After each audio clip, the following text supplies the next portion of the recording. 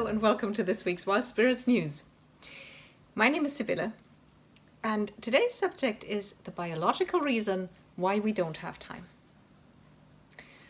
Maybe let me start out by saying we do have time. Okay, there are a few of us who really are busy every minute of every single day, but that is the minority.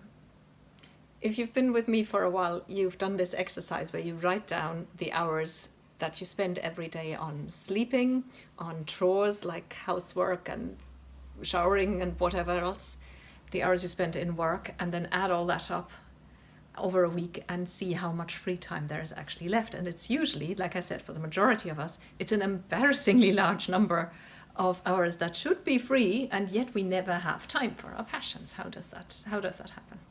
Do you know what? There's actually a biological and evolutionary reason for this. Your mission today is to learn about this reason and to learn how to outsmart your own brain. Task 1 is called Why You Don't Have Time.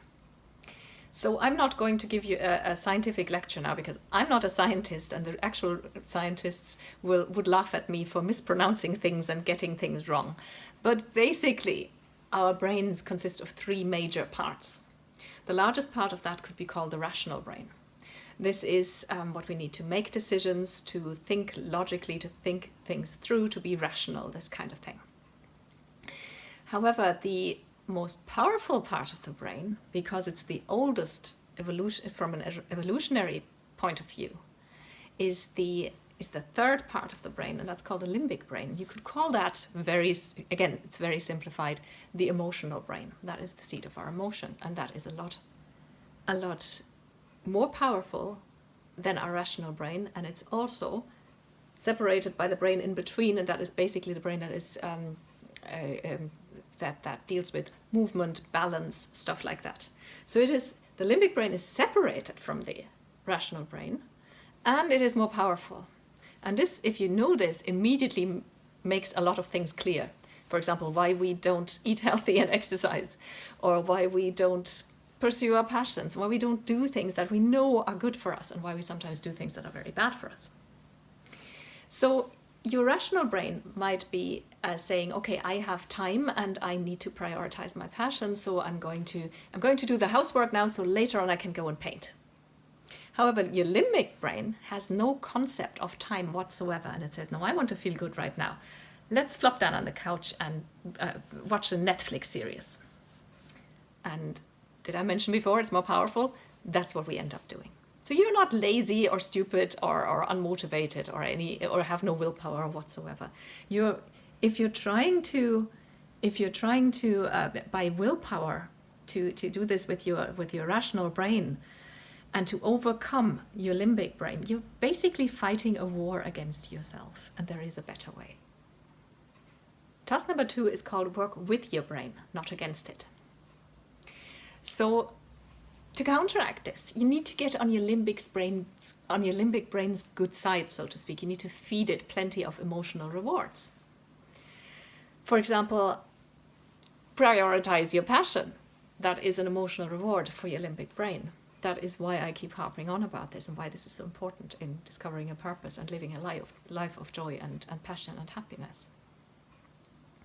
So I would suggest 2 things. First of all, use your rational brain to limit your time on social media, for example. You can get apps for your smartphone that will actually count how much time you spent on your phone that previous week, and that's a huge eye-opener. If you have a daily average of anything over half an hour, you need to do something about this, because this is a huge time waster.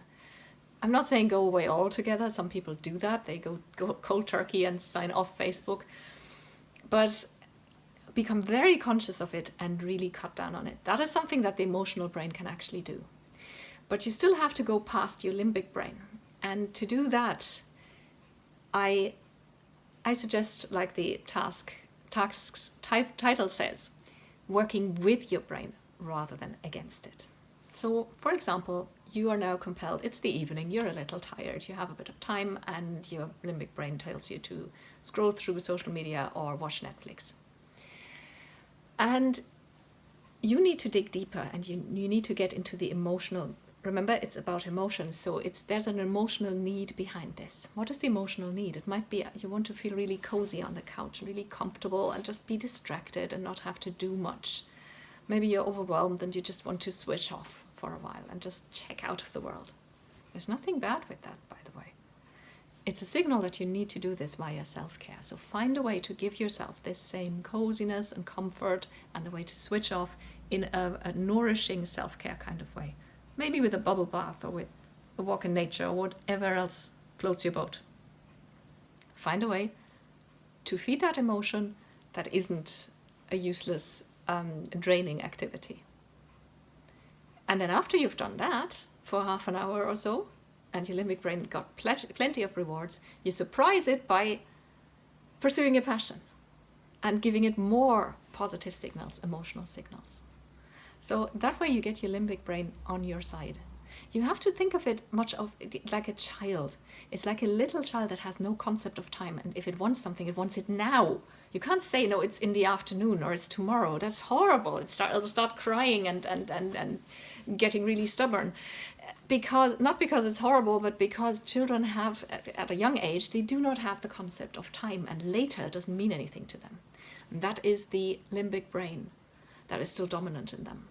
And we don't like to admit it, but it is still dominant in us as adults as well. And all our huge, big rational brain that we also have is powerless against it. So don't work against it, work with it, and see what that does to your time management. Task number 3 is, as usual, to let me know. Hit the reply button and tell me what your insights are from this video training today. What is the main insight that you take away? What are the steps that you're going to take in order to work with your brain rather than against it? I will reply to every email, I promise. And if you didn't get the link to the video in an email, that means you're not part of the Wild Spirits community yet, and you should join us. Go to wildspiritscoaching.com and fill in the little form there. You can also do the free life audit on that page. If you fill in the form at the end of the life audit, one of the things that does is also to subscribe you to Wild Spirits News. You'll get 1 email per week, so it's 100% spam free, with lots of extra articles and information and resources, recommendations of resources, books and other things.